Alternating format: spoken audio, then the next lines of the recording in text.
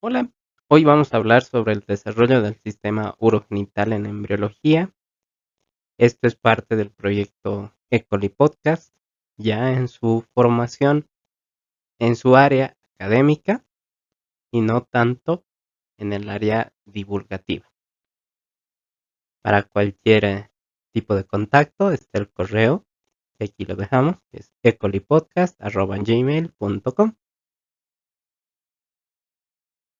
Vea, vamos a hablar sobre el desarrollo embrionario del sistema renal, el cual consta de 3 unidades básicas que van a ir evolucionando poco a poco. La primera unidad van a ser los pronefros, que son unidades secretoras vestigiales, o también llamados en libros antiguos como nefrotomas. Estos pronefros van a desarrollarse y luego van a desaparecer en la cuarta semana de desarrollo embrionario, para dar paso a los mesonefros.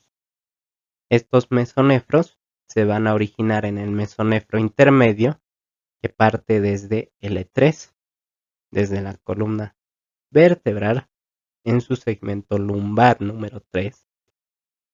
Los mesonefros se van a ayudar a desarrollar dos estructuras muy importantes para el futuro de la vida, que van a ser el glomérulo y la cápsula de Bowman, además de que juntos van a llegar a desarrollar la cresta urogenital para así pasar a su última fase, que son los metanefros. Estos metanefros ya van a aparecer desarrollados a partir de la quinta semana de desarrollo embrionario y van a estar desarrollados a partir del mesodermo metanéfrico. Hablemos un poco sobre el sistema colector renal.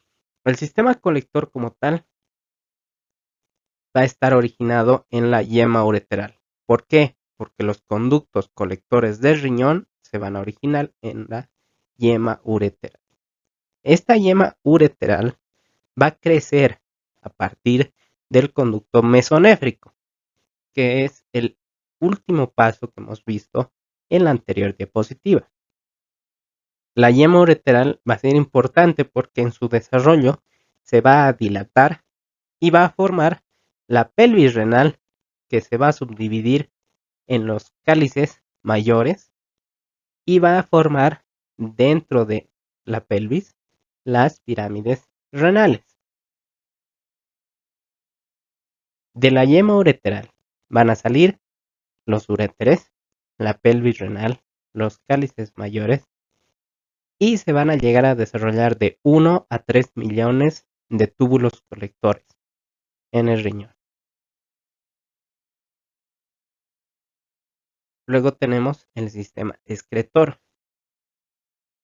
Los túbulos colectores en un principio van a estar protegidos por lo que es un casquete metanéfrico, un casquete de estas estructuras que hemos visto antes, que este casquete va a desarrollarse y va a originar vesículas renales.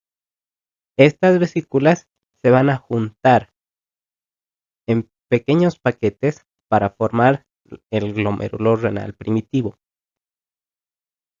Y junto a los túbulos, los glomérulos van a formar a lo que van a ser las primeras nefronas. Recordemos que la nefrona es la unidad fundamental de todo el sistema renal. Entonces, a partir de la nefrona es que el extremo proximal se va a desarrollar y va a formar la cápsula de Bowman. Junto a este desarrollo de la cápsula de Bowman, el túbulo contorneado se va a alargar y va a formar el asa de Henle y el túbulo contorneado distal. Hablando un poco de desarrollo embrionario a nivel molecular, se habla de interacciones epitelio-mesenquimatosas, es decir, interacciones entre el mesenquima existente y el epitelio que se está desarrollando. Estas modificaciones moleculares van a hacer que se produzcan componentes químicos como ser el factor neutrófico derivado de las células gliales y el factor de crecimiento. El factor neutrófico derivado de las glías y el factor de crecimiento son importantes. ¿Por qué? Porque van a estimular la ramificación y el crecimiento de la uretra. Además, van a ayudar a que se desarrollen receptores de tirosina o RET, que estos receptores van a crear vías de señalización proteica, es decir, estos receptores salen y crean caminos para que las proteínas no se pierdan. Además, van a ayudar al desarrollo del factor de crecimiento de fibroblastos y también a que el organismo llegue a producir la proteína morfogénica ósea. Esta proteína morfogénica ósea es el precursor de lo que va a ser la médula ósea. Gracias a las moléculas como las RET, los receptores de tirosina, es que el mesénquima se va a desarrollar y va a expresar lo que va a ser la nefrona. La nefrona va a ir desarrollando particularmente, es decir, cada uno por su lado, la mácula densa, los podocitos, los capilares o las células mesangiales o los polos vasculares. Gracias al desarrollo del mesénquima por los receptores de tirosina, por las vías de señalización proteica que le generan un caminito para que este no sea un desarrollo desordenado. Cuando el bebé se está desarrollando, la posición renal originalmente es en la pelvis. Esta posición renal está sustentada por el aporte de la rama pélvica aórtica. Este aporte de la rama pélvica aórtica va a dar sangre a este riñón joven para que no muera. Y además lo que va a suceder es que los vasos que están junto a esta primera posición renal, que son los vasos inferiores que están sujetando a este ren, van a degenerarse paulatinamente. ¿Para qué? Para que la nueva posición renal de la pelvis va a ascender, va a subir hacia el abdomen. Fisiológicamente hablando, las funciones del riñón van a iniciar a partir de la 12ª semana. El inicio primitivo de sus funciones va a ser que se envíe orina por la cavidad amniótica y el feto esté en una relación constante en donde ingiere orina y líquido amniótico dentro de su ambiente. Y como los riñones todavía están empezando a actuar, pero todavía no son depuradores, la placenta como tal va a actuar de secretor de productos de desecho. El desarrollo de la vejiga y de la uretra parte a partir de una estructura primitiva, la cloaca. Esta cloaca, por expresión de genes distintos, puede generar el seno urogenital o un tabique urorectal. Este seno urogenital va a tener 3 partes en su composición, una parte superior, una parte pélvica y una parte fálica. Y de estas 3 partes es que se van a seguir formando, como las ramificaciones de un árbol, estructuras esenciales. De la parte superior del seno urogenital va a formarse la vejiga. De la parte pélvica del seno urogenital va a formarse la próstata y las primeras membranas de la uretra. Y de la parte fálica del seno urogenital va a ayudar a la diferenciación entre ambos sexos biológicos y va a ayudar posteriormente a futuro en el desarrollo en la fase de la pubertad. En cambio, el tabique urorectal se va a concentrar en formar los músculos perineales, las estructuras perineales y en formar y delimitar bien el conducto anal.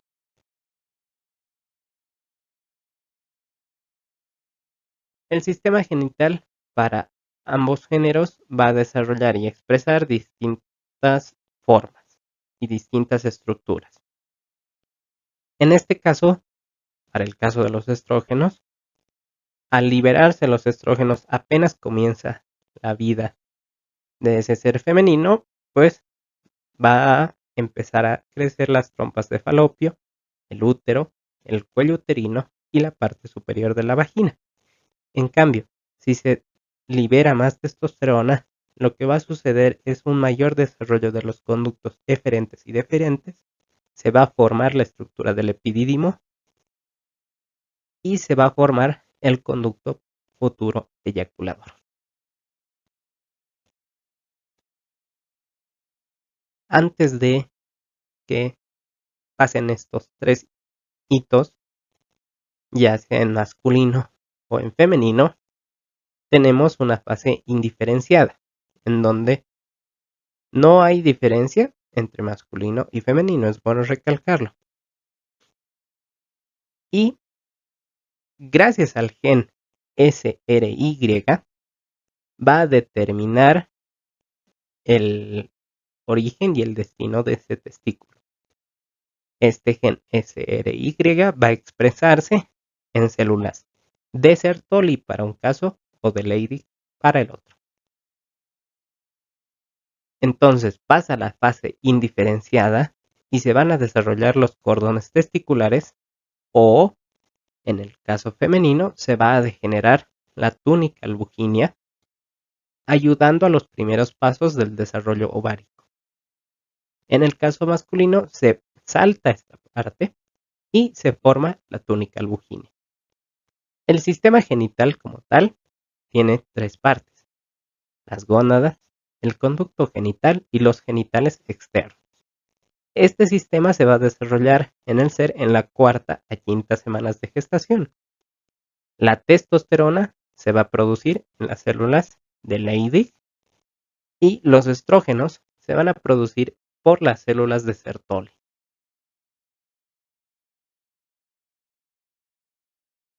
Al cabo de unos años va a haber un desarrollo de genitales externos, que va a haber una diferenciación estimulada ya sea por estrógeno, como en este caso, o por testosterona, donde el tubérculo genital va a crear protuberancias genitales y dos pliegues cloacales.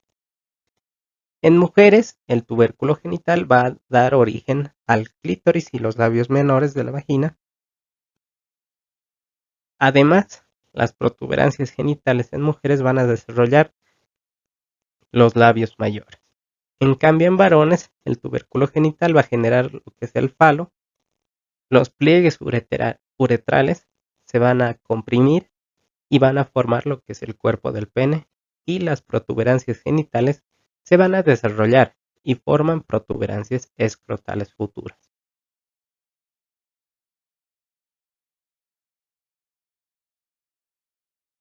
Hay algunas formaciones neoplásicas o tumores renales que son frecuentes en la hora de pacientes recién nacidos o pediátricos, que hay que estar atentos a estos. Por lo general son de tres clases: el tumor de Wilms, la displasia renal, junto con la agenesia renal y la enfermedad renal poliquística. El tumor de Wilms es una lesión en el cromosoma 11, va a afectar a niños de 5 años y menores. Lo que va a suceder es que el niño va a presentar la clínica de aniridia, gonadoplastomas, es decir, tumores en las gónadas, y además va a tener retraso mental. En la displasia renal y la agenesia renal, lo que va a suceder es que por la no expresión del gen adecuado, puede quedarse el ser con una sola unidad renal. Estos pacientes van a necesitar generalmente terapias dializantes crónicas de por vida. Y hay que saber reconocer lo que es la secuencia de Potter. Y la enfermedad renal poliquística, que es una enfermedad en donde el gen muta y empieza a generar mutaciones en este tejido, generando quistes. Estos quistes son muchos y poco a poco crónicamente van a hacer que el paciente llegue a la insuficiencia renal.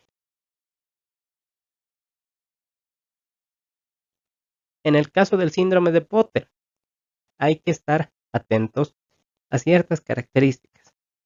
El síndrome de Potter va a ser la agenesia renal bilateral o los riñones con algún tipo de displasia multiquística. Esto va a causar una reducción de la excreción de orina fetal. Y si reducimos la excreción de orina fetal, va a haber oligohidramnios y una posterior compresión fetal, haciendo que el feto desarrolle la llamada facies de Potter, que va a tener un epicanto, un puente nasal ancho, la implementación baja de las orejas, el mentón pequeño, va a haber hipoplasia pulmonar, que van a causar que este niño, una vez que nazca, inmediatamente va a tener una insuficiencia respiratoria, va a haber deformidades en extremidades y en dedos. Aquí hay una demotecnia que nos dice: babies who can't be in utero develop Potter sequence. Es decir, la secuencia de Potter se va a asociar siempre con hipoplasia pulmonar, oligohidramnios, cara torcida o twisted face, piel torcida.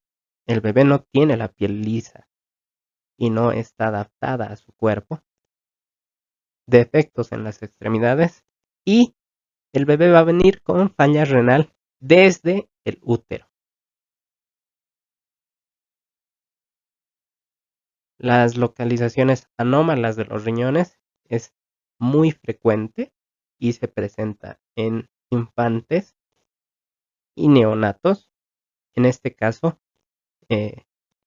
puede ser dos muy características: la localización del riñón pélvico.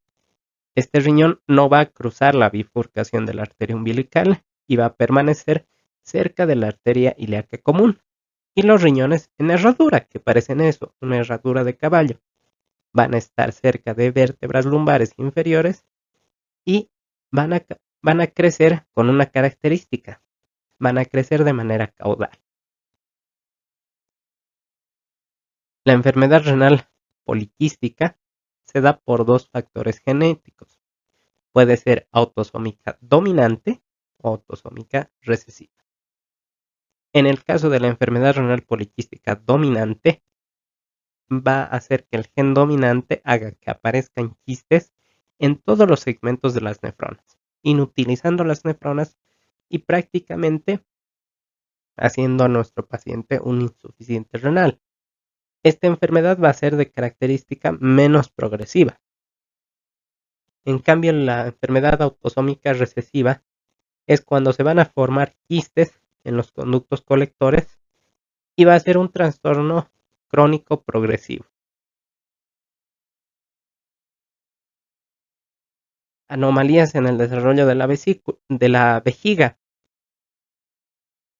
Son dos principales anomalías de la vejiga que hay que tener en cuenta, que son la fístula uracal y la extrofia de la vejiga.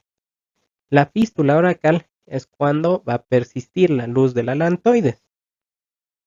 Al persistir esta luz del alantoides, va a hacer que la orina drene, pero no drene de manera correcta y drene desde el ombligo, haciendo una posterior dilatación quística, haciendo el quiste uracal o un quiste que está en el área del uraco. El bebé va a tener este quiste, generalmente lo presentan en la pancita.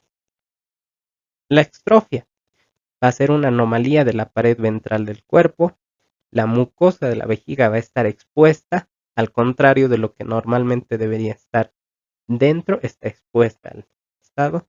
Los pliegues de la pared lateral no van a cerrar la línea media y la extrofia cloacal va a hacer que también en algunos casos se extrofie también la vejiga y no haya cierres de pliegues de pared. Va a deformar, por tanto, el conducto anal y si se deja sin operar, estos bebés pueden llegar a tener malformaciones críticas como ser el ano imperforado. En las anomalías uterinas y vaginales tenemos el útero bicorne.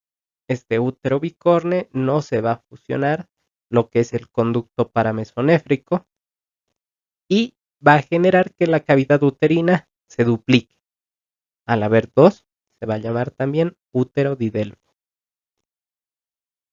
Este útero bicorne no es un útero funcional, por lo tanto puede haber atresia en el cuerpo uterino, imposibilitando la funcionalidad fisiológica de este útero. Las anomalías en los genitales masculinos son tres que hay que considerar: las hipospadias, las epispadias y el micropene. La hipospadia son los pliegues ureterales que no se han fusionado. Algunas veces la abertura de la uretra en el paciente va a estar cerca del glande y el meato uretral puede extenderse hacia el rafe escrotal.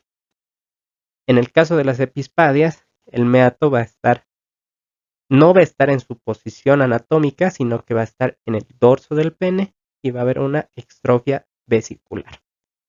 Y en el caso del micropene se da por poca estimulación andrógina y por procesos de hipogonadismo primario, que eso lo ven en endocrinología.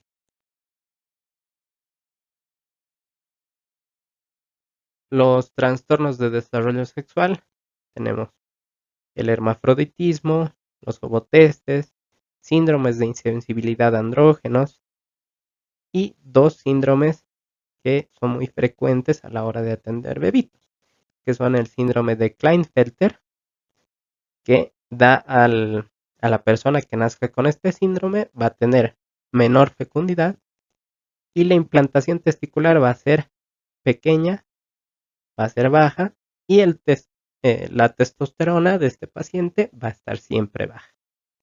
En el caso del síndrome de Turner va a haber una disgenesia gonadal. El paciente con síndrome de Turner va a tener estatura baja y va a tener la característica de que su cuello va a ser más ancho y más prominente de lo normal. Y para finalizar, dos conceptos que hay que tener en cuenta, como ser las hernias y los casos de criptorquidia. La hernia son protusiones de una víscera o tejido a través de un defecto anatómico. En este caso, las hernias gonadales que más se dan en la conexión abdomen-saco-escrotal. Esto es causa de una hernia inguinal de tipo indirecto que, si se deja de manera crónica, se puede llegar a cuadros de hidrocele de cordón espermático. Y en el caso de las criptorquidias, una criptorquidia es el no descenso del testículo hacia la bolsa escrotal en los primeros 3 meses, normalmente por el proceso normal de descenso testicular. Estos cruzan la pared abdominal por el conducto inguinal de 4 centímetros de largo. Y en el caso de las mujeres, los ovarios no descienden tanto y van a producir 3 ligamentos: el ligamento suspensorio, el ligamento redondo del útero y el ligamento del ovario propio, que van a sostener al ovario en su lugar.